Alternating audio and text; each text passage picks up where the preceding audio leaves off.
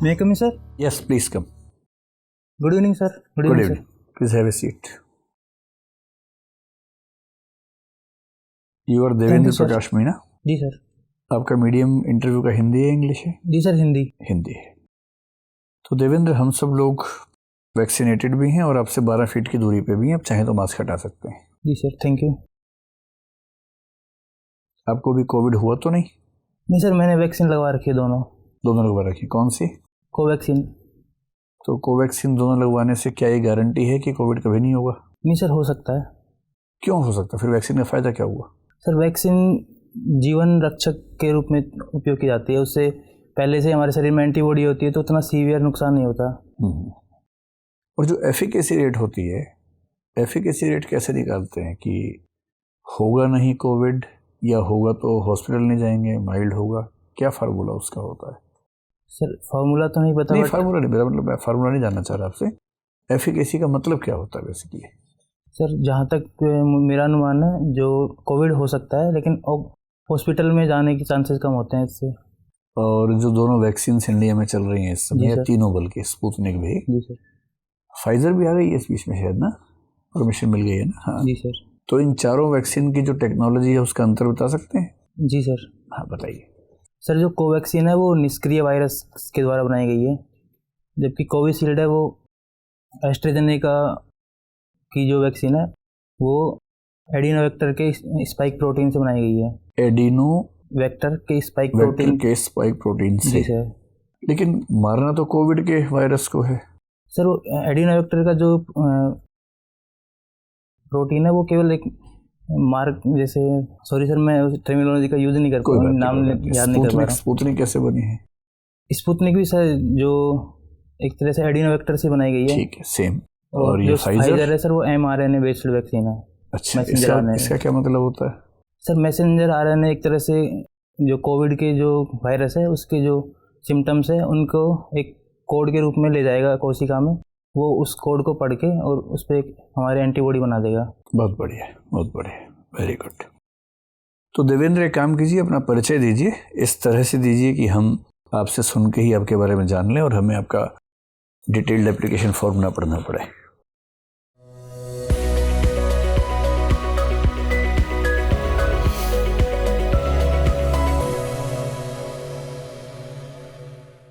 जी sir, मेरा नाम देवेंद्र प्रकाश मीणा है और मैं राजस्थान के दौसा ज़िले से बिलोंग करता हूँ. ठीक है. मेरी स्कूली शिक्षा दौसा में हुई है. उसके पश्चात मैंने IIT गुवाहाटी से मैकेनिकल इंजीनियरिंग में बीटेक किया है. IIT गुवाहाटी में आप कब से कब तक थे? जी सर, 2012 से 16. ठीक है. उसके पश्चात सर मैं सिविल सेवा परीक्षा की तैयारी कर रहा हूँ और मैं 2 बार इसमें सफल भी हुआ हूँ. 2018 में मुझे दानिक्स पद और 2019 में मुझे IPS पद के अलॉट हुआ है. तो IPS ज्वाइन कर लिया आपने? जी सर, ज्वाइन करके मैंने 1 साल के लिए छुट्टी ले ली है. EOL? जी सर. तो IPS में कैडर कौन सा मिला आपको? जी, मुझे उत्तर प्रदेश कैडर मिला है. उत्तर प्रदेश मिला है, ठीक है. और ये आपका अटेम्प्ट कौन सा है? सर, ये चौथा अटेम्प्ट है. चौथा अटेम्प्ट है, यानी कि पहले 3 में से 2 बार आप सिलेक्ट हो चुके हैं. जी सर. बहुत बढ़िया. और कुछ बताना चाहेंगे अपने बारे में? सर, मुझे हॉकी खेलना और हिंदी नॉवेल पढ़ना मेरी हॉबी है. अच्छा. इसके अलावा सर अपने आप को मोटिवेटेड रखना, डिसिप्लिन लाइफ और इंटीग्रिटी, ऑनेस्टी, ये मेरी सर विशेषताएं हैं. ठीक है. और आपके पेरेंट्स क्या करते हैं? सर, मेरे फादर गवर्नमेंट टीचर है और माँ एग्रीकल्चर का काम करती है सर. अच्छा, वो टीचर किस विषय के हैं? सर, वो प्राथमिक स्कूल में पढ़ाते हैं सर. सारे विषय पढ़ाते हैं? जी सर. और कोई आपके घर में और बाकी मेंबर्स भी हैं? जी सर, मेरे एक छोटी बहन है और एक छोटा भाई है. वो क्या करते हैं? सर, छोटी बहन ने MA किया है और वो कंपटीशन की तैयारी कर रही है और छोटे भाई का अभी BA कंप्लीट हुआ है और वो सिविल सर्विस की तैयारी करेगा सर अभी. यानी सिविल सेवा की तैयारी करना आपका एक पारिवारिक शौक है? जी सर, कह सकते हैं. जी सर, अभी मेरे सिलेक्शन के बाद से ये शौक थोड़ा ज़्यादा. अच्छा, वो मोटिवेशन सबको मिल गया होगा. चलिए देवेंद्र, अब शुरू करते हैं बातचीत. देवेंद्र, आपका जो नाम है, देवेंद्र का मतलब है जो देवताओं में उनका राजा है या देवताओं का देव है, जिसको इंद्र ही आमतौर पर कहते हैं. जी सर. आपके नाम में ही निहित है कि हम लोग एक ऐसे समाज में हैं जहाँ पॉलीथीज्म यानी कि बहुदेववाद चलता है. जी सर. तो मुझे ये बताएं कि बहुदेववाद किसी समाज में क्यों डेवलप होता है, उसके पीछे क्या वजह हो सकती है, और क्या हिंदू धर्म के अलावा दुनिया में कोई और धर्म है जहाँ बहुदेववाद चलता हो या अनेकेश्वरवाद चलता हो?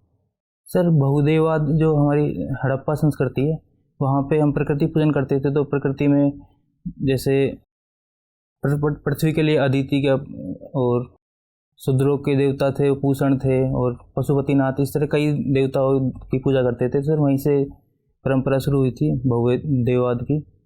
और सर नहीं, अगर मैं इसी बात को थोड़ा सा और गहराई में पूछूं कि किसी भी समाज में अगर अनेकेश्वरवाद है, पॉलिथिज्म है, जी सर, तो ऐसा क्यों होता होगा? ऐसे आप देखेंगे इस्लाम, ईसाईयत, यहूदी, ये सब एक ईश्वर को मानते जी हैं। सर, और दुनिया में कुछ और भी धर्म हैं जो एक ईश्वर की धारणा में विश्वास रखना पसंद करते हैं। जैसे भारत में भी आप वैष्णव वेदांत पे जाएंगे तो वो ईश्वर को अंततः एक ही मान लेते हैं, उसके अवतार बेशक मान लें, पर अंततः ईश्वर एक मान लेते जी हैं। सर। तो कोई समाज अगर अनेक ईश्वरों में विश्वास रखता है तो उसके पीछे क्या बेसिक रीजनिंग काम करती होगी? सर जहाँ तक मेरा अनुमान है, उसके अनुसार सबको अलग अलग, सभी देवताओं को अलग अलग कार्य सौंपे गए थे। तो सर ये एक रीजन हो सकता है बहुदेववाद का। तो क्या हिंदू धर्म के अलावा कोई और धर्म है जिसमें बहुत सारे देवी देवता माने जाते हों?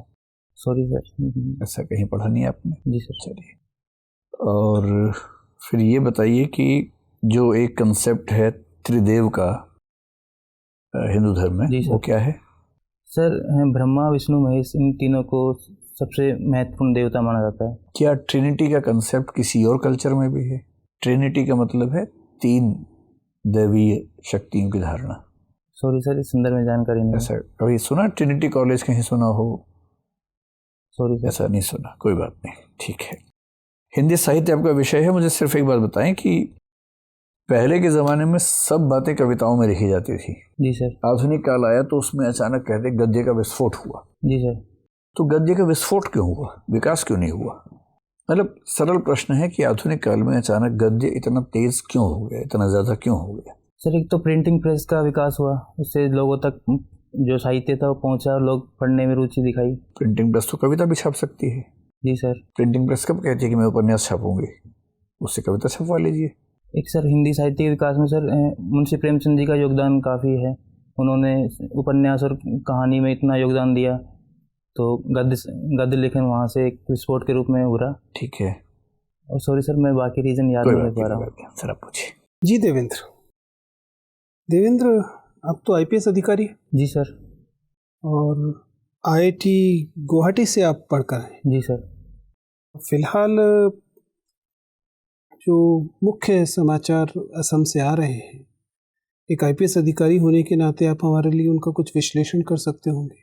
जी सर। मुझे बताइए कि यदि एक देश के दो राज्य की पुलिस एक दूसरे पर हथियारों के साथ बाकायदा हमला करते, जी सर, और वैसी स्थितियां पैदा हों जैसे कि असम और मिजोरम के बीच हुई है, जी सर, तो फिर यह इस देश की जो राज्य व्यवस्था है उसके बारे में क्या बताता है, और उस देश की पुलिस व्यवस्था के बारे में क्या बताता है? सर जहाँ तक मैंने न्यूज़ में सुना है, उसमें असम और मिजोरम में सर काफ़ी समय से जो सीमा विवाद चल रहा था। असम और मिजोरम इस देश के दो राज्य हैं, इनके बीच में क्या सीमा विवाद होगा? कोई बनेगा ये जिला इसमें, ये गांव उसमें, इससे क्या फर्क पड़ेगा? इसके लिए हथियारों के साथ संघर्ष की आवश्यकता क्यों पड़ेगी? सर जहाँ तक न्यूज़ में पड़ा है उसमें उपद्रवियों के द्वारा हथियार चलाए गए थे, ना कि सर पुलिस बल के द्वारा। कुछ बताएंगे या केवल इतना ही काफ़ी होगा? आप एक आईपीएस अधिकारी है। सर उपद्रवियों द्वारा पुलिस पर हथियार चलाए गए थे, उसमें 6 पुलिस वालों की मौत हो गई थी और काफ़ी घायल भी हो गए थे। तो सर इसमें मेरा व्यक्तिगत मानना यह है कि इस तरह की जो झड़प थी, उनको दोनों राज्यों के जो मुख्यमंत्री है वो एक डिटेल रिपोर्ट मंगवाते हैं वहाँ के जो जिलों के एसपी है उनसे, लॉ एंड ऑर्डर के लिए। लेकिन वो तो जो कंटिंजेंट किया था उसे तो खुद ही आईजी लीड कर रहे थे, तब उसमें बेचारा एसपी क्या कर लेगा? सर एसपी वहाँ लोकल जो कंडीशन है उसके हिसाब से अगर लॉ एंड ऑर्डर बिगड़ने वाला है तो उनको सिचुएशन का पता रहता है। आपको नहीं लगता कि आप एक बहुत बड़ी घटना को बहुत मामूली घटना की तरह बताने की कोशिश कर रहे हैं? यदि देश के दो राज्य बाकायदा सेना पुलिस के साथ एक दूसरे पर हथियारों के साथ हमला करते हैं, तो अगर यह भी धारा 356 के लिए पर्याप्त आधार नहीं है, तो फिर धारा 356 सजाने के लिए? सर मुझे इस बारे में ज़्यादा जानकारी नहीं है। मैं आप तो आईपीएस अधिकारी हैं, आपको भी जानकारी नहीं, आप गुवाहाटी से पढ़कर आए। कौन है मिजोरम के मुख्यमंत्री? सॉरी सर, आपको मुझे मिजोरम के मुख्यमंत्री का नाम नहीं पता है? जी सर। किस पार्टी की सरकार है Mizoram? Sir Mizo national front MNF। अकेली सरकार है या कोएलिशन गवर्नमेंट है? सर कोएलिशन गवर्नमेंट है। और असम में किसकी सरकार है? सर हिमंता बिस्वा शर्मा जो बीजेपी के लीडर है। साहित्य तो आपने ठीक से पढ़ा है? जी सर। साहित्य में आपने लिखा कि आपको उपन्यास पढ़ना भी पसंद है और साहित्य के विद्यार्थी भी। जी सर। मुझे बताइए कि जब उपन्यास शुरू हुए, जैसे सर ने अभी बातचीत भी की थी आपसे, तो उपन्यास को गुजरात में बल्कि बंगाल के भी शुरुआती साहित्य में नवल कथा कहा गया, जबकि हिंदी ने उसके लिए उपन्यास शब्द इस्तेमाल किया। क्या स्रोत है इस शब्द का? हमने क्यों नहीं इसे नवल कथा कहा? नॉवल, नवल कथा मिलता जुलता भी है। सर नोवेल कथा कहने का तात्पर्य अंग्रेजी साहित्य से शायद प्रारंभ हुआ होगा। हमें सर इसका सटीक उत्तर नहीं पता। नवल कथा मत बताइए, उपन्यास को उपन्यास क्यों कहा गया? नॉवेल्स को हिंदी में उपन्यास क्यों कहा? तो उपन्यास आपने लिखा, आपके उनको पढ़ना आपकी रुचि कभी आपके दिमाग में नहीं? आपने पढ़ा भी होगा, साहित्य के इतिहास में भी पढ़ा होगा। सॉरी सर, पहली बार सबसे पहले उपन्यास को उपन्यास किसने कहा हिंदी में? Sorry sir. कौन सा उपन्यास अंतिम पढ़ा था? सर अभी मैंने चित्रा मुदगल का post box number 203 Nala Sopara पढ़ा था। नाला सोपारा पढ़ा। कौन इसका प्रकाशक है? Sorry sir. अभी तो आप छापे खाने पे बात कर रहे थे, मुझे लगा कि कम से कम प्रकाशक देखा होगा। राजकमल है? सॉरी सर, मैं याद नहीं कर पा रहा हूँ, मैंने सर देखा भी नहीं उस पर। चलिए बताइए, चित्रा मुदगल को उनका जो साहित्यिक परिचय है वो दीजिए। सर चित्रा मुदगल को सर 2018 में साहित्य अकादमी पुरस्कार दिया गया था। साहित्य की शुरुआती एकदम साहित्य अकादमी से शुरू करेंगे या उन्होंने कुछ पहले लिखा होगा? जब हम किसी का साहित्यिक परिचय बताते हैं तो जाहिर है कि क्रोनोलॉजिकल बताएंगे। सॉरी सर, मैं नहीं सोच पा रहे हैं। चलिए कोई बात नहीं, थैंक यू सर। तो आप दैनिक्स के अफसर हैं? जी सर। और IPS बन गए? जी सर। है ना? तो जॉब तो आप दैनिक्स का कर ही रहे हैं अभी? नहीं सर, मैं रिजाइन कर दिया था। रिजाइन कर चुके। तो लास्ट जॉब आपका कहाँ था? सर ट्रेनिंग ही चल रही थी जाने की, 2 साल की ट्रेनिंग होती है सर, तो मैं 1 साल ही कर पाया। सादरा से ट्रेनिंग कर रहे थे? जी sir. Directorate of training UTCS? जी सर। तो आपने क्या सीखा है एडमिनिस्ट्रेशन के बारे में ट्रेनिंग इंस्टीट्यूट से, और उसका किस तरीके से आप अपने पुलिस सर्विस में भी लाभ ले पाएंगे? और अब अगर आप IAS बनते हैं, IAS के अब बने, तो उसमें क्या लाभ होगा? शुरू में सर बेसिक हमारी जो क्लासरूम ट्रेनिंग है वो हुई थी, उसके पश्चात फील्ड में भेजा गया था। तो बीच बीच में हमारे अटैचमेंट हुए थे, जैसे इलेक्शन में अटैचमेंट लगा था तो असिस्टेंट RO बनाया गया था। तो सर एक RO के क्या क्या काम होते हैं वो देखने को मिला, तो इस चीज़ का मैं आगे अफसर। जी सर। ठीक है। इसके अलावा सर हमारे MCD में अटैचमेंट लगे थे, तो एक असिस्टेंट कमिश्नर के क्या क्या काम होते हैं, किस तरह से सर MCD की जो म्युनिसिपल एडमिनिस्ट्रेशन कैसे डील करें। ठीक है।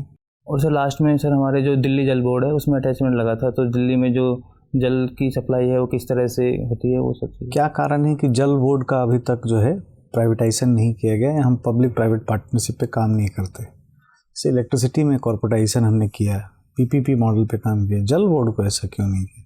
सर मेरा मानना है कि जैसे फॉरेन कंट्रीज में होता है वो प्राइवेट जल को प्राइवेट पार्टनरशिप के तहत किया जाता है, भारत में भी सर लागू किया जाना चाहिए इस मॉडल को, क्योंकि काफ़ी सारा भ्रष्टाचार देखने को मिलता है। इसके पीछे सर रीज़न ये हो सकता है कि अभी भारत में सर अधिकांश जनसंख्या गरीब है, तो उनको जो इलेक्ट्रिसिटी में कभी कभी देखने मिलता है कि काफ़ी ज़्यादा बिल आ जाते हैं। ठीक है। तो जल के संदर्भ में भी ये चीज़ लागू होती है। जल बोर्ड में आपने काम किया तो उसमें क्या देखा? एक व्यक्ति को कितने लीटर अलाउड है यूज़ करना दिल्ली जल बोर्ड में? सर कितना पानी यूज़ कर सकते हैं हम? ऐसे तो मूल अधिकार ही है, right to life and personal liberty में, है ना, कुछ भी कर सकते हैं और कुछ पूछता नहीं, लेकिन फिर भी एक नॉर्म्स बना हुआ है। आपने पढ़ा हो, आपने देखा होगा। सर फ्री 20,000 लीटर प्रति माह यूज़ कर सकता है। एक दिन में कितना? अच्छा, उसको डिवाइड कर देंगे तो होगा दिन के लिए 700 लीटर। ये बताइए कि अब आप IPS बन गए हैं। जी सर। जो पहले आपका कैडर कंट्रोलिंग अथॉरिटी थी वो भी मिनिस्ट्री ऑफ होम अफेयर थी, और अब भी मिनिस्ट्री ऑफ होम अफेयर हो गई। तो आपको नहीं लगता कि जिस तरीके से टेररिस्ट एक्टिविटी लगातार होती रहती हैं, पूरी देख लें, पठानकोट देख लें, या फिर अब ड्रोन हमले हो रहे हैं, 26/11 हुआ ही था, लगातार सीरीज ऑफ ब्लास्ट होते थे एक टाइम में, आजकल थोड़ा कम हो रहा है।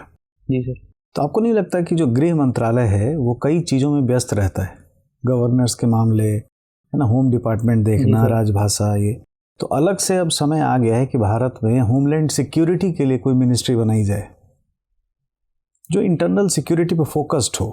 बिल्कुल, क्योंकि नेशनल सिक्योरिटी बड़ा कंसर्न है। सर उसके लिए हमारे पास कई सारी एजेंसी हैं जो खुफिया जानकारी जुटा के और हमारी आंतरिक और बाह्य सुरक्षा के लिए कार्य करती है। जैसे सर आईबी है, रो है। तो रॉ किससे अटैच है? कैबिनेट सेक्रेटेरिएट से, आईबी होम मिनिस्ट्री में। और क्या है? NIA sir. एनआईए किसको रिपोर्ट करती है? होम अफेयर्स ही है। एनआईए के बारे में किसने कहा था, किस कमेटी ने रेकमेंड किया था एनआईए बनाने के लिए? Sorry sir. अच्छा, अभी आपको क्या लगता है आतंकवादी घटनाओं को एकदम पूरे तरीके से समाप्त करने के लिए क्या नेशनल काउंटर टेररिज्म सेंटर हम बना सकते हैं? नाम सुना है आपने? अमेरिका में है, 9/11 घटना के बाद बनाया गया था national counter terrorism centre, NCTC। तो हमारे यहाँ होना चाहिए। सर हमारे भी 26/11 के बाद में ये एनआईए का गठन किया गया था और ये इसी दिशा में कार्य करती है कि जो आतंकी गतिविधियां हैं उनसे संबंधित खुफिया जानकारी जुटाना। और तो ठीक है, इन्वेस्टिगेशन के लिए एनआईए की बात मैं नहीं कर रहा हूँ, मैं NCTC की बात कर रहा हूँ। उससे भी आगे एक इंस्टीट्यूशन, और दोनों के बारे में ही सेकेंड ARC ने रेकमेंड किया था। और इत्तेफाक से 2008 में ही 8वां रिपोर्ट आया था और 2008 में ही 26/11 की घटना भी हो गई। तो एक तो हमने बना लिया एनआईए, है ना। NCTC क्यों नहीं बना पा रहे हैं हम, और ये होना चाहिए कि नहीं होना चाहिए, इस पर हम आपके विचार जानना चाहते हैं। सर निश्चित रूप से अगर देश की जो सुरक्षा एक बड़ा कंसर्न है आतंकवादी घटनाओं से, तो सर अगर NCTC उस दिशा में अगर कार्य कर पाता है तो बेहतर कदम होगा और हमको दिशा में बढ़ना चाहिए सर। 2012 में हम लोगों ने इसके लिए प्रयास किया था और वो हो नहीं पाया, बन नहीं पाया, क्या कारण है? Sorry sir. अच्छा, एनआईए एक केंद्रीय कानून से बना है और हम आधे से अधिक राज्यों की सहमति भी नहीं ली है, जबकि कानून एवं व्यवस्था इन्वेस्टिगेशन राज्य सूची का विषय है। तो ये क्या आपको लगता नहीं कि हमारे फेडरल स्ट्रक्चर के अगेंस्ट में है? और आपको मैं बताऊं कि विकीलीक्स का नाम सुना होगा आपने? जी सर। असांजे साहब का वेबसाइट है, उस पर लीक्स भी आया था कि जब हमारे एक होम मिनिस्टर थे पी चिदम्बरम साहब, तो उन्होंने अमेरिकन अफसर से केबल लीक्स में ऐसा कहा था कि एक तरीके से अनकॉन्स्टिट्यूशनल है, विवाद खड़ा हो गया था। फिर भी एनआईए जमी हुई है नहीं, बहुत दबंगई से आगे बढ़ रही। क्या ये फेडरल सिस्टम के लिए ठीक है? सर अगर फेडरल सिस्टम के लिए अगर उचित नहीं होता तो सुप्रीम कोर्ट द्वारा इस पे सवाल खड़ा कर दिया जाता और इसको अनकॉन्स्टिट्यूशनल बोल दिया जाता। तो जहाँ तक है, मान लेते हैं कानून को परिभाषित करने का अधिकार उनके पास है, ठीक बात है। अनलॉफुल एक्टिविटी प्रिवेंशन एक्ट 1967 की है जी सर ना, उसमें किसी भी व्यक्ति को अरेस्ट करने का अधिकार पहले से ही था, है ना, बिना मतलब जिनके पास इम्यूनिटी है जैसे राष्ट्रपति राज्यपाल, उनको छोड़ करके। अब रिसेंटली 2019 में क्या उसमें अमेंडमेंट किया गया और एनआईए को किस तरीके से और एम्पावर किया गया? सर उसमें अमेंडमेंट में सबसे पहली चीज़ तो ये की थी कि पहले केवल संगठन को आतंकवादी घोषित कर सकते थे, अभी व्यक्ति को भी आतंकवादी घोषित किया जा सकता है। सर एनआईए को इसमें संपत्ति जब्ती का अधिकार दे दिया गया है, पहले पुलिस डीजीपी को था। और सर इसमें एक एनआईए का इंस्पेक्टर रैंक का अधिकारी अभी जांच कर सकता है, जो कि पहले सर पुलिस अधिकारी के पास ही पावर थी। तो सर इन चीज़ों को लेके छत्तीसगढ़ राज्य द्वारा सुप्रीम कोर्ट में याचिका भी दायर की गई थी, लेकिन सुप्रीम कोर्ट ने उसको अमान्य करार दे दिया था। ऐसा माना जाता है कि अब जैसे ग्लोबलाइजेशन की प्रक्रिया में, है ना, मतलब क्राइम का भी ग्लोबलाइजेशन हो गया है, तो आंतरिक सुरक्षा बाहरी समस्याओं से जुड़ी हुई, तो एनआईए को बाहर भी इन्वेस्टिगेशन करने का अधिकार दे दिया गया है ना। तो श्रीलंका में एनआईए ने किया भी जांच। एक हमारी एजेंसी पहले से थी सीबीआई, और वो इंटरपोल के साथ काम करती, लियोन्स में हेडक्वार्टर है। बाहर के जितनी इन्वेस्टिगेशन है सीबीआई करती थी, और हमने एक और स्वतंत्र संस्था बना ली। तो क्या ऐसा नहीं लगता आपको कि हम मल्टी जो इन्वेस्टिगेटिंग एजेंसी बनाते जा रहे हैं तो इनमें आपस में बड़े विवाद होंगे, ओवरलैपिंग सबके जुरिस्डिक्शन हम बनाते जा रहे हैं? जी सर, निश्चित तौर पर अगर पहले से हमारे पास एजेंसी थी और दूसरी एजेंसी बनाई गई तो सर इससे दोनों में कोऑर्डिनेशन की कमी आएगी, सूचनाओं के आपस में साझाकरण की दिक्कत आएगी। तो सर बेहतर ये होता है कि दोनों को मर्ज करके और एक उनके जो बेहतर इनपुट्स हैं वो ले जाते हैं। अच्छा, आप ये चाहते हैं कि सीबीआई और एनआईए को मर्ज कर दिया जाए? सर बाहर का जो इनका इन्वेस्टिगेशन अच्छा, बाहर का इन्वेस्टिगेशन को एक ही कर दिया जाए। अच्छा, आपके पास दो ऑप्शन हो, एनआईए में और सीबीआई में, दोनों में भी सर्विसेज देने का, किसको प्रीफर करना चाहेंगे और क्यों? सर निश्चित रूप से एक आईपीएस अधिकारी दोनों जगह जा सकता है, वो तो ठीक है, एक चॉइस बताइए, मतलब आपके पास ऑप्शन दिया जा रहा है कि आप किस में सेवाएं देना चाहेंगे अपना। सर मैं दोनों जगह ही बेहतरी से काम कर, पूरा प्रशिक्षण मिलेगा सर, मैं दोनों जगह बेहतरी से काम करना चाहूँगा। फिर भी एक चॉइस अगर आपको चूज करना हो। सर मैं सीबीआई में। सीबीआई? जी सर। सीबीआई की स्थापना कब हुई है? सर सीबीआई की स्थापना Delhi special police establishment act 1946 के तहत कार्य करती है। और क्या सीबीआई स्यो मोटो इन्वेस्टिगेशन कर सकती है, मतलब स्वयं के आधार पर राज्यों के मामले में हस्तक्षेप कर सकती है? नहीं सर। और एनआईए स्यो मोटो कर सकती है सर। तो वो ऐसा नहीं लगता कि वो भी फेडरल सिस्टम के अगेंस्ट में है? काफ़ी विरोध भी हुआ था एनआईए को लेकर। किंतु सर जो आतंकवादी घटनाएं और देश की सुरक्षा वो ज़्यादा महत्वपूर्ण चीज़ है। बहुत अच्छी बात है, all the best. Thank you sir. Devendra ji sir. Cyber harassment और फ्रॉड जो है पैंडेमिक टाइम में बहुत ज़्यादा बढ़ गया है। जी सर। तो आपके हिसाब से क्या सजेशन होना चाहिए इसको ख़त्म करने के लिए? आपको पता है पैंडेमिक के टाइम में ये साइबर हरासमेंट और फ्रॉड के केसेस जो है मल्टीफोल्ड हो गए, तो आपका क्या सुझाव है उसमें? सर एक तो जो हमारा आईटी एक्ट है उसको बेहतर ढंग से इम्प्लीमेंट किया जाए और लोगों को सर जागरूक किया जाए कि जो साइबर हरासमेंट है उसके और जो साइबर फ्रॉडिंग है उसके लिए लोगों को जागरूक किया जाए। और सर डिजिटल डिवाइड जो एक बड़ी समस्या हमारे पास है तो उसको भी सर दूर करने की आवश्यकता है। अच्छा, नेटफ्लिक्स या प्राइम पे कुछ टीवी सीरीज़ वगैरह भी आता है इससे रिलेटेड, कुछ आपको पता है अभी? जी सर, जमताड़ा नाम से एक वेब सीरीज आई थी। तो उससे आपको नहीं लगता है कि ऐसी गतिविधियां और ज़्यादा बढ़ जाएंगी ऐसे सीरियल बनाने से? सर लोगों को जागरूक करना भी ज़रूरी था घर में। किस तरह से सर वो जो साइबर हैकर्स हैं या साइबर जो इस तरह के अपराध करते हैं वो किस तरह से कार्य करते हैं, तो सर लोगों को जागरूकता भी आई है उससे। अच्छा, आपके हिसाब से दो सबसे बड़ी जो इंटरनल सिक्योरिटी चैलेंजेस हैं वो क्या हैं? सर एक तो जो नक्सलवाद की समस्या है वो, और एक नॉर्थ ईस्ट में सर जो इंसर्जेंसी है, तो उसको कैसे डील कर सकेंगे आप? सर विकासात्मक और सुरक्षात्मक दोनों तरह के उपाय करने चाहिए। सर सुरक्षात्मक में हम जो हमारे सैन्य बल है उनका आधुनिकीकरण करेंगे, एक ड्रोन सर्विलांस करेंगे, उनके जो फंडिंग सिस्टम है नक्सलवादी और जो इंसर्जेंस ग्रुप है उनको रोकेंगे, उन तक हथियारों की सप्लाई को रोकेंगे। और विकास के रूप में सर वहाँ पे कनेक्टिविटी बढ़ाएंगे, इंफ्रास्ट्रक्चर जो सोशल फिजिकल डिजिटल तीनों तरह का इंफ्रास्ट्रक्चर विकसित करेंगे, वहाँ के लोगों को रोज़गार देंगे, जैसे रोशनी स्कीम चलाई गई है उनको मुख्य धारा में लाएंगे सर, इस तरह कार्य किया। अच्छा, आप एक आईपीएस है, एसपी के ऑफिस का इतिहास बता सकते हैं आप मुझे? सॉरी सर, अभी मैं पुलिस में सर अभी मैंने प्रवेश नहीं किया है, मैं अभी छुट्टी पे हूँ तो मुझे इस संदर्भ में अच्छा, इस बारे में कुछ नहीं पता आपको? जी सर। अच्छा ठीक है। प्रिवेंटिव और प्यूनिटिव डिटेंशन में क्या फ़र्क है? सर मैं सुन नहीं पाया आपका। प्रिवेंटिव और प्यूनिटिव डिटेंशन। दंडात्मक और निवारक निरोध। सर प्रिवेंटिव में कोई घटना या अपराध होने से पहले उसको रोक दिया जाता है, जैसे कानून का बेहतर इम्प्लीमेंट करेंगे हम, तो एक उस उदाहरण के रूप में अगर प्रस्तुत होगा या लोगों को उस कानून की जानकारी होगी तो वो उस तरह का चीज़ नहीं करेंगे। दंडात्मक में सर कोई अपराध हो गया है तो उस पर 0 टॉलरेंस के साथ कार्रवाई करे। अच्छा, प्रिवेंटिव में कुछ एग्जांपल दीजिए, वो पॉलिसी में आता है, कुछ एक्ट के आप नाम बता सकते हैं? सॉरी सर मैं याद नहीं। रॉलेट एक्ट का नाम सुना है आपने? इतिहास में पढ़ा होगा। क्या था वो, किस तरह का एक्ट? सर वो प्रिवेंटिव। क्या था उसमें रॉलेट एक्ट में? सर उसमें उसको सर 0 दलील 0 वकील का कानून कहा गया था कि कोई भी घटना होने से पहले उनको या तो गिरफ्तार कर लेंगे और उन पर किसी तरह की कोई दलील नहीं सुनी जाएगी। अच्छा, इंस्टाग्राम यूज़ करते हैं आप? जी सर। अच्छा, अकाउंट है आपका उसमें? जी सर। क्या काम है इंस्टाग्राम का? सर उस पर फोटोज शेयर करने का एक माध्यम है, उस पर फोटोज अपलोड करते हैं और मैसेजिंग का भी ऑप्शन है उसमें। और वीडियोस नहीं कर सकते? जी सर, वीडियोस भी कर सकते हैं। किसने ये इसको बनाया था इंस्टाग्राम को? सॉरी सर, किंतु अभी फेसबुक ने खरीद लिया सर। अच्छा, किसने बनाया था वो पता नहीं है आपको?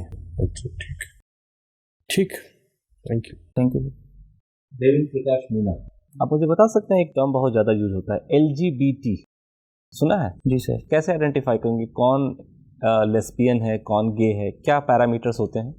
डेफिनेशन मुझे बता दीजिए फिर मैं समझ लूँगा। जो लेस्बियन होता है सर, फीमेल जेंडर होता है उसका फीमेल जेंडर के प्रति आकर्षण। ठीक है सर गे का मेल जेंडर के प्रति आकर्षण। बाइसेक्सुअल मतलब सर जो दोनों के प्रति आकर्षित हो। ट्रांसजेंडर सर जो सर जननांग विकलांगता, जी सर जो जननांग रूप से विकलांग हो। और क्यों? सॉरी सर उसके संदर्भ में नहीं। अच्छा, आपको लगता है कि ये जो कम्युनिटी है उनका एग्जिस्टेंस भारत का जो इथिकल फाउंडेशनल ट्रैक्ट है उसके अगेंस्ट है? सर मुझे नहीं लगता कि यह भारत के एथिकल जो ट्रैक है उसके अगेंस्ट है, क्योंकि सर एक हमारे जैसे महाभारत है, महाभारत में सर शिखंडी का एक कैरेक्टर था, तो हमारे समाज में तब से ही उनको सर साथ रहने की परमिशन मिली हुई है। धीरे धीरे समाज में इनको हे दृष्टि से देखा जाने लगा, किंतु तब जैसे जैसे एजुकेशन बढ़ रही है, जागरूकता आ रही है, तो फिर से हम उनको समाज का हिस्सा बना रहे हैं। ठीक है, समाज का एक बड़ा हिस्सा है जो इनको हे की दृष्टि से देखता है, लेकिन सरकार हे की दृष्टि से नहीं देख सकती। आप मुझे बताइए, सरकारी कोई प्रावधान है इनको मुख्य धारा में शामिल करने के लिए, इनको एम्पावर करने के लिए? जी सर, अभी हाल ही में ट्रांसजेंडर एक्ट हम लाए हैं इस संदर्भ में, जिसमें हमने उनको जो ट्रांसजेंडर समुदाय है उनको पहचान का अधिकार दिया है, उनको पुनर्वास के लिए पुनर्वास का अधिकार दिया है, संपत्ति में अधिकार दिया है, इस तरह के सर कई अधिकार प्रदान किए गए हैं। एम्प्लॉयमेंट से रिलेटेड कोई स्कीम है? सर नालसाबाद में सुप्रीम कोर्ट ने रिजर्वेशन की बात की थी, किंतु अभी मैं याद नहीं कर पा रहा हूँ, अगर कोई स्कीम है तो। अच्छा ठीक है, ये बताइए, आप इंडियन पुलिस सर्विस में हैं, पुलिस सर्विसेज के लोग यूनिफॉर्म क्यों पहनते हैं, क्या लॉजिक है? सर एक तो डिसिप्लिन मेंटेन रहता है उससे। ये बहुत वेग सा आप जस्टिफिकेशन दे रहे हैं, यानी कि इंडियन एडमिनिस्ट्रेटिव सर्विस के लोग अगर यूनिफॉर्म नहीं पहनते वहाँ डिसिप्लिन नहीं है? जी सर डिसिप्लिन है, मैं उस संदर्भ में बता रहा था, जैसे लोगों को सर एक दूर से विजिबिलिटी रहती है कि ये पुलिस अधिकारी है, लॉ एंड ऑर्डर मेंटेन करेगा, तो उनके पास जाके वो शिकायत कर सकते हैं। डेटरेंट का एक इम्पैक्ट होता है, ठीक है। अच्छा ये बताइए कि फिर इंडियन पुलिस सर्विसेज और सेंट्रल आर्म पुलिस फोर्सेस के कुछ लोग ये खाकी क्यों पहनते हैं? इसका कुछ हिस्टोरिकल ट्रेस आप शेयर कर सकते हैं हमारे साथ? कब से है? अंग्रेजों के टाइम से ये खाकी पहनते हैं? जी सर। क्या सर पहले सफ़ेद ड्रेस पहनते थे, लेकिन वो जल्दी गंदी हो जाती थी और लंबे समय तक इसको सफ़ेद को पहन नहीं सकते थे, इसलिए खाकी रंग चूज किया गया। तो किसने इंट्रोड्यूस किया खाकी सिस्टम को? सॉरी सर नहीं मालूम आपका। अच्छा चलिए ये बताइए कि मुझे आप डिफरेंस बता सकते हैं, पॉलिटिकली इग्नोरेंट होना और पॉलिटिकली न्यूट्रल होना, दोनों एक चीज़ है या फिर अलग अलग चीज़ है? दोनों का एक एग्जाम्पल बताइए, और एक ब्यूरोक्रेट में क्या होना चाहिए? सर आपने जो बोला उसका हिंदी अनुवाद क्या हुआ? पॉलिटिकल इग्नोरेंट का मतलब हुआ राजनीतिक रूप से अनभिज्ञ होना, और पॉलिटिकल न्यूट्रल राजनीतिक तटस्थ होना। सर मेरे हिसाब से एक ब्यूरोक्रेट को राजनीतिक रूप से तटस्थ रहना चाहिए।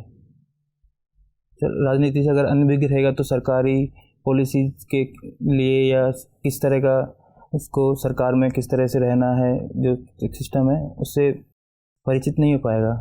ठीक है, मैं जो समझ पा रहा हूँ कि डेमोक्रेटिक जो प्रोसेसेस हैं, प्रिंसिपल्स हैं, उसकी जानकारी होना, लेकिन हाँ अपने व्यवहार में न्यूट्रलिटी को रखना। ठीक है। अच्छा ये बताइए कि वैसे तो फेस वैल्यू पे ये बहुत ही अलग किस्म का एक सुझाव है जो मैं आपको अभी देने जा रहा हूँ। ये बताइए कि हमारे यहाँ चुनाव का सिस्टम है। जी सर। सेक्रेटरी लेवल पे अगर चुनाव की पद्धति को इंट्रोड्यूस किया जाए तो उसके नुकसान क्या क्या हो सकते हैं? जैसे हमारे जितने भी मंत्रालय हैं वो एडमिनिस्ट्रेटिव लेवल पे एक सेक्रेटरी द्वारा हेडेड होते हैं। उसका जो हेड होता है, सेक्रेटरी के ऊपर जो मिनिस्ट्री का मिनिस्टर होता है, वो तो चुन के आता है जनता के बीच से। तो सेक्रेटरी का अगर चुनाव किया जाए, हालांकि सेक्रेटरी की संख्या कितनी होगी, 35 या 50, ठीक है, या फिर अगर मिनिस्ट्री की संख्या और बढ़ा दीजिए तो अभी जैसे 70-75 के आसपास, इनका अगर चुनाव हो एक अलग पद्धति से, तो इसके नुकसान क्या है? सर जो सबसे पहला नुकसान तो सर जो मैं सोच पा रहा हूँ, क्योंकि जो एक IAS अधिकारी होता है जिसको सेक्रेटरी बनाया जाता है, सर वो पूरा एक करियर ब्यूरोक्रेसी में जिले के लेवल पे क्या क्या चीज़ें सीखने को मिलती है, पॉलिसी इंप्लीमेंट करके जो जो उसमें गुण आते हैं, सर उन सबको वो पॉलिसी मेकिंग में यूज़ कर पाता है। तो सर अगर हम डायरेक्टली चुनाव करेंगे तो उसको फील्ड की नॉलेज नहीं रहेगी, जो भी व्यक्ति आएगा, तो सर एक बहुत बेहतर पॉलिसी है वो नहीं बना पाएगा। सो तो बताइए कितना विरोधाभास है, जिस आदमी को एक्सपोजर नहीं है, जो जनता के बीच से चुन के आ रहा है, वो उस आदमी को गवर्न कर रहा है जिसका फील्ड का 32 साल 34 साल का एक्सपीरियंस है। तो ये आपको नहीं लगता कि अभी विरोधाभास है? और अगर है तो किस तरीके से जस्टिफाइड है? ये जस्टिफाइड है तभी ये चल रहा है। सॉरी सर मैं आपका क्वेश्चन समझ नहीं पाया। मेरा प्रश्न ये है कि जैसे आप बता रहे हैं एक DM से लेकर जॉइंट सेक्रेटरी और सेक्रेटरी तक पहुंचने में जो सफ़र है वो 32 साल का है। जी सर। ठीक है, 32 साल का पूरा एडमिनिस्ट्रेटिव अनुभव लेके कोई व्यक्ति वहाँ पहुँच रहा है और वो उस व्यक्ति के अंडर में काम कर रहा है जो डायरेक्टली जनता के बीच से चुन के आ रहा है और जिसका उतना पॉलिसी मेकिंग में एक्सपोजर नहीं है। तो ये नहीं लगता कि ये विरोधाभास है, एक एक्सपर्ट आदमी एक बहुत सामान्य से व्यक्ति के अंडर में काम कर रहा है। सर भारत जैसे सर लोकतांत्रिक देश में सर जो हेड होता है वो जनप्रतिनिधि होता है, जनता द्वारा चुना जाता है। तो इस आधार पे सर जो मंत्रालय है उसका हेड जनता का प्रतिनिधि होना चाहिए। चलिए ठीक है, मेरा अंतिम प्रश्न है, अच्छा डिस्ट्रिक्ट मजिस्ट्रेट के ऑफिस में डिस्ट्रिक्ट से संबंधित प्रशासन की सारी शक्तियाँ निहित हैं। जी सर। ये अच्छी भी बात है कि यूनिफॉर्मिटी ऑफ कमांड होना चाहिए, लेकिन इसके नुकसान बताइए। जैसे पुलिस ऑफिसर भी डीएम को रिपोर्ट करते हैं, शिक्षा के अधिकारी डीएम को रिपोर्ट करते हैं, ठीक है, आप टैक्सेशन में जो लोग हैं, लैंड रेवेन्यू में जो लोग हैं, सब डीएम को रिपोर्ट करते हैं। तो ये तो अच्छी बात है कि एक यूनिफॉर्मिटी ऑफ कमांड है, चेन ऑफ कमांड मेंटेन्ड है, लेकिन इसका नुकसान क्या है, थोड़ा लार्जर पिक्चर दीजिए। सर सबसे पहला तो शक्ति का केंद्रीकरण हो जाता है, उससे लाल पितेशाही की समस्या आ सकती है। एक पॉइंट है, रेड टेपिज्म बढ़ता है। जी सर। सर एक जो डीएम होता है उसके ऊपर जो दबाव होता है काफ़ी सारी चीज़ों का, तो वो सब पे बेहतर ध्यान नहीं दे पाता। ठीक है, काम का दबाव, लैक ऑफ सुपरविजन। जी सर। और बताइए सर कहीं न कहीं शक्ति का केंद्रीकरण भ्रष्टाचार को बढ़ावा दे सकता है सर। तीसरा भ्रष्टाचार हो गया, और बताइए। सॉरी सर, सोच पा रहे हैं? नहीं सर। ठीक है, अच्छा कॉग्निजेबल ऑफेंस और नॉन कॉग्निजेबल ऑफेंस में क्या अंतर होता है? संज्ञेय और असंज्ञेय अपराध। चलिए आपको ट्रेनिंग में बता दिया जाएगा। अध्यक्ष महोदय आपसे बात थैंक यू करेंगे। सर। देवेंद्र आप ठीक है, घबराए हुए तो नहीं है? नहीं सर। हॉकी खेलना आपको पसंद है? जी सर। तो मुझे बताइए कि क्या समय आ गया है कि अब हम हॉकी के बदले क्रिकेट को राष्ट्रीय खेल अनाउंस कर दें? सर राष्ट्रीय खेल हॉकी भी नहीं है वैसे तो। अब कौन सा है? सर कोई भी नहीं, हमारा राष्ट्रीय खेल नहीं है। कोई राष्ट्रीय खेल है ही नहीं, तो क्या अब हम एक राष्ट्रीय खेल के तौर पर क्रिकेट को अनाउंस कर सकते हैं? जी सर, मेरा व्यक्तिगत मानना है कि किसी भी खेल को राष्ट्रीय खेल बनाने से बेहतर है सभी खेलों का एक साथ विकास किया जाए। बराबर मान लीजिए सब। जी सर। ठीक है। दूसरा ये बताएं कि अब डायनेक्स में रहे दिल्ली के मुख्यमंत्री की बार बार अपील होती है कि अब दिल्ली को राज्य का दर्जा मिलना चाहिए। जी सर। कांग्रेस और बीजेपी की सरकारों ने अपने अपने मैनिफेस्टो में ये बात कही भी थी कि दिल्ली को हम राज्य का दर्जा देंगे, पूर्ण राज्य का। जी सर। तो पूर्ण राज्य के दर्जे का क्या मतलब है? दिल्ली के मुख्यमंत्री को क्या चाहिए? सर पूर्ण राज्य के दर्जे से तात्पर्य जो राज्य सूची में जो जितने विषय हैं सब पे उस राज्य की विधानसभा को अधिकार प्राप्त हो जाते हैं कि वो उस पर कानून बना सके। अभी वर्तमान में सर जैसे दिल्ली पुलिस है वो और दिल्ली में जो लैंड है वो राज्य के अंडर नहीं आती, जो दिल्ली का विधानसभा है उसके अंदर वो नहीं आती है, वो कानून नहीं बना सकते। राज्य सूची की कितनी ऐसी एंट्रीज हैं जो दिल्ली सरकार के पास नहीं है? सर लैंड है, एक पुलिस है और सर एक और है सर, 3। ठीक है, 2, 3 और 18 लोक व्यवस्था, पुलिस और लैंड। अंतिम ये बताइए कि हॉकी आपको खेलना पसंद है। मेरा प्रश्न ये है कि हॉकी की जो स्टिक है, जी सर, हॉकी खेलने के अलावा उसके क्या 5 उपयोग हो सकते हैं? जी सर मैं थोड़ी देर सोचना चाहूँगा। हाँ सोचिए। सर पहला उपयोग तो सर कपड़े धोने के डंडे के रूप में यूज किया जा सकता है। सर रात्रि के समय महिलाओं को पकड़ा दी जा सकती है, सर एक सुरक्षा के लिए उसको यूज़ किया जा सकता है। सिर्फ महिलाओं को? सर पुरुष भी यूज़ कर सकते हैं सर, सुरक्षा के लिए उसका यूज़ किया जा सकता है। सर एक कृषि में जो जानवर है खेतों को नष्ट करते हैं उनको भगाने के लिए यूज़ किया जा सकता है। सॉरी सर मैं बाकी नहीं सोच पा रहा हूँ। कोई बात नहीं, ठीक है देवेंद्र, बहुत अच्छा लगा आपसे बात करके। Thank you sir. Thank you sir. Thank you sir.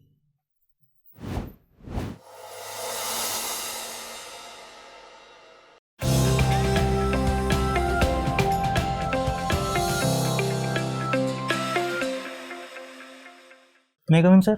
Yes, बैठिए। Thank you sir. क्या हाल है आपका? ठीक है सर। और इंटरव्यू देके कैसा लगा? सर उतना बेहतर नहीं हुआ जितना उम्मीद कर रहा था। ये बताओ कि पिछली बार और उससे पिछली बार कितने नंबर आए थे यूपीएससी में? सर सबसे पहले 140 आए थे, फिर 170 आए थे। 170? जी सर। और आज के इंटरव्यू को तीसरा अगर मान लें तो इसमें कितने आएंगे आपके हिसाब से? सर उतना बेहतर नहीं हो पाया, 150-60 के। एकदम ठीक, मूल्यांकन एकदम ठीक करते हो। 150-55 वाला मामला था आज का। क्यों ऐसा हुआ? हम लोगों के चेहरे पसंद नहीं आए आपको? नहीं सर, क्वेश्चन जैसे पुलिस के क्वेश्चंस में आंसर नहीं दे पा रहा था। लेकिन आपको पता तो है कि पुलिस से पूछेंगे इस बार आपसे, तो तैयारी कर नहीं पाए अभी तक? सर क्यों ये नहीं कर पाए? एजेंसी है, उसके बारे में ज़्यादा नहीं पढ़ पाया था अभी, तो ज़्यादातर क्वेश्चन एजेंसी के थे। तो एक दिन आपके साथ बिठाएं अभी सर इनको, हाँ आपको बिठवाते हैं थोड़ी देर, जो एडमिनिस्ट्रेटिव स्ट्रक्चर है ना वो सारा वो समझा देंगे। देखिए आपकी एंट्री बढ़िया है, आपकी ड्रेस बढ़िया है। हालांकि ड्रेस पे मैं कहूँगा कि अगर चाहें तो शर्ट प्लेन पहन ले तो और बेहतर हो जाएगा। जी सर, प्लेन शर्ट है ये तो आज के लिए था। बैठने का तरीका एकदम परफेक्ट है, लग रहा है कि एकदम आईपीएस ट्रेनिंग कर चुके हो ऐसा लग रहा है। ठीक है, अब हुआ ये कि मतलब शुरू से ही प्रश्न ऐसे हुए कि अब थोड़ा सा घबरा गए। जैसे देवेंद्र का मतलब आप याद करके आए थे, लेकिन उससे बहुदेववाद, अनेकेश्वरवाद, कौन सा धर्म, वो सब सोचा नहीं होगा आपने। ऐसा होता ही है इंटरव्यू में, कई बार ऐसा होता है। तो आपको आइडिया मिल गया किस तरह के सवाल आ सकते हैं। शिंतो धर्म एक है जो बहुदेववादी है, जापान का है। जी थैंक यू सर। जैसे हिंदू धर्म में बहुत ज़्यादा देवी देवता हैं, वैसे वहाँ भी बहुत ज़्यादा देवी देवता माने जाते हैं शिंतो धर्म में। ट्रिनिटी ईसाइयत का कंसेप्ट है, जिसमें गॉड के सन है ईसा मसीह, और एक जो थर्ड है उसको बोलते हैं द सॉल, जो आत्मा है, डिवाइन सॉल। इन तीनों को मिला के मानते हैं कि वो गॉड की पूरी धारणा है। जैसे हिंदुओं में है ना ब्रह्म विष्णु महेश, तो त्रिदेव की धारणा यहाँ तो है, बनाने वाला, चलाने वाला, मारने वाला। वहाँ गॉड तो अमूर्त है, जी तो उसी के प्रतीक के रूप में ईसा मसीह और एक सॉल को अलग से मानते हैं। इसलिए ट्रिनिटी कॉलेज है लंदन में बहुत फेमस, और उस कॉलेज से न्यूटन पढ़े हुए हैं, ट्रिनिटी कॉलेज से अमर्त्य सेन पढ़े हुए वहाँ से, थैंक यू सर। शायद महर्षि अरविंद भी वहाँ से पढ़े थे। बड़ा प्रसिद्ध कॉलेज है वहाँ का। अब असम से, क्योंकि आपने गुवाहाटी से पढ़ाई की है और गुवाहाटी असम अभी चर्चा में है, मिजोरम का इशू है, जी सर। तो ये ऐसा प्रश्न नहीं था कि आपसे एक्सपेक्टेड ना हो, लेकिन तैयारी कम थी। जी सर, उसके संदर्भ में सर ज़्यादा जानकारी नहीं थी, क्योंकि पुलिस पे मैंने ऐसे पढ़ा था, उपद्रवियों ने गोली चलाई थी। ऐसे नहीं काम चलेगा, आईएएस का इंटरव्यू है जी सर, और मैं आप पहले से आईपीएस हैं, तो आपकी बातों में ना गहराई ज़्यादा होनी चाहिए, थोड़ा सा विस्तार में देखो। नॉवेल्स के बारे में ठीक था, क्योंकि इतना मुश्किल सवाल शायद वहाँ ना आए कि नॉवल कथा क्यों नहीं कहा गया। लेकिन जो नॉवल आप खुद कह रहे हैं, आपने कहा चित्रा मुदगल का ये उपन्यास पढ़ा, चित्रा मुदगल को उन्हें पता ही नहीं आपको। कम से कम उस लेखिका के बारे में तो पढ़ो, कितने उपन्यास लिखे, क्या क्या क्रम था, कुछ तो पता होना चाहिए ना। और किताब पढ़ ली, पब्लिशर का नाम नहीं देखा। सर अभी वो पूरी हुई नहीं थी, वो चल ही रही है अभी तो। तो पब्लिशर का नाम पूरा होने के बाद देखोगे। नहीं सर, वो ये तो कोई तर्क नहीं हुआ। आईबी राव एनआईए जनरली ठीक था मेरे ख्याल से। थोड़ा सा सर से आप और डिस्कस कर लेंगे तो चीज़ें और क्लियर हो जाएंगी। लेकिन ये तो लग रहा था कि आपको आइडिया है, और ट्रेनिंग से पहले तो ठीक लग रहा था, लेकिन थोड़ा पढ़ लेंगे तो अच्छा रहेगा। यूएपीए वाला मुझे ठीक लगा आपका इन्फॉर्मेशन का लेवल। एनआईए और सीबीआई में कहा गया कि चूज कीजिए किस में जाना चाहेंगे। आपने कहा सर दोनों में जाना चाहूँगा। फिर कहा नहीं चूज तो करो। नहीं सर दोनों में जाना चाहूँगा। फिर जब पीछे पड़ गया कि चूज करो, तब आपने सीबीआई बोला। जब मेंबर्स कहें कि ये ऑप्शंस हैं चूज कीजिए, तो भागना नहीं है। जी सर। ज़्यादा से ज़्यादा बोलिए कि सर मैं चाहूँगा तो ये कि मैं करियर में कम से कम 3-3 साल दोनों में काम करूँ, लेकिन हाँ अगर एक को चूज़ करना है तो मैं सीबीआई को चूज़ करूँगा या एनआईए को चूज़ करूँगा। मतलब भागना नहीं है प्रश्न से। अगर कहें कि इसमें और इसमें से कौन पहली पसंद है, तो नाम बोलो एक का, डरना क्या है उसमें। सर वो एजेंसियों के बारे में ज़्यादा जानकारी नहीं थी, तो मैं फिर अरे कुछ भी बोल दो ना, बेशक यही कि सर मुझे बहुत जानकारी नहीं है, जितना सुना है उसके हिसाब से सीबीआई ज़्यादा ठीक लगती है, यही बोलो। LGBTQ में जानकारी जनरली आपकी ठीक थी, क्यू वाला थोड़ा सा हिस्सा देख लीजिए। ट्रांसजेंडर में, ट्रांसजेंडर एक्ट तो ठीक बताया आपने, लेकिन ट्रांसजेंडर को ये विकलांगता से जोड़ रहे थे, क्या वो सही नहीं ना? ट्रांसजेंडर का मतलब है जिस व्यक्ति का फिजिकल जो जेंडर है और जो उसकी आंतरिक विशेषताएं उसमें गैप हो। जी सर। ऐसा व्यक्ति जो फिजिकली मेल है किंतु अंदर से वो फीमेल वाली जो अनुभूतियां हैं वो महसूस करता है, इस तरह के जो लोग हैं उनको बोलते ट्रांसजेंडर। यही है ना परिभाषा? ये सब बाय बर्थ जो मतलब सेक्सुअल डिटरमिनेशन है, हाँ। और जो फेल्ट सेक्स है उसके बीच में गैप हो, ये होता है। ठीक है। हॉकी स्टिक के यूजेस ठीक हैं, 3 आपने बताया, बढ़िया बताया, कोई दिक्कत नहीं है। दिल्ली का स्टेटहुड बढ़िया बताया। गद्य का विस्फोट वाली बात में मुझे उम्मीद थी कि आपने हिंदी साहित्य पढ़ा, जितने कम टाइम में पढ़ के इतना अच्छा स्कोर। पिछली बार कितने नंबर आए थे सर? सबसे पहले 298 थे, लास्ट ईयर तो सर मार्किंग कम थी तो 263 थे। मतलब पहली बार में 298 मार्क्स आप लेके ना शानदार नंबर लाए, और तब आप गद्य पद्य नहीं बता रहे, गद्य का विस्फोट क्यों सर रिवीजन के काफ़ी टाइम हो गया था। तो इंटरव्यू के बाद करोगे? नहीं सर, अभी कर रहा हूँ मैं। कब है इंटरव्यू आपका? 6 अगस्त को सर। 6 अगस्त में तो अब 10 ही दिन बचे। सर हिंदी सर छोड़ा हुआ था, वही बचा हुआ है तो। चलो हो जाएगा ना तब तक। जी सर। कोई दिक्कत आए तो बता देना, फिर हम लोग थोड़ा बैठ जाएंगे दिक्कत आएगी तो। एक आपके नाम में प्रकाश छूट गया, ध्यान रखना, प्रकाश से जुड़े सारे प्रश्न देख लीजिएगा, हम कर नहीं पाए कवर। और मीणा समुदाय से जुड़े प्रश्न भी देख लीजिएगा, रिजर्वेशन को लेकर जो इश्यूज बनते हैं वो भी देख लीजिए। आज थोड़ा सा वीक है आपकी सही लेवल से, लेकिन मेरा ख्याल है कि 180 प्लस की संभावना है, और थोड़ी सी मेहनत कर लोगे तो। जी सर। कोई दिक्कत है तो बताना, फिर बात करेंगे, ठीक है? All the best. Thank you sir. Thank you sir. कोई सवाल तो नहीं आपका? सर वो पुलिस वाला मैं सर के साथ बैठ कर हाँ। डिस्कस करना चाहूँगा एक बार। एक दिन सर थोड़ा टाइम दीजिए उनको। जी thank you sir. Thank you sir. Thank you sir.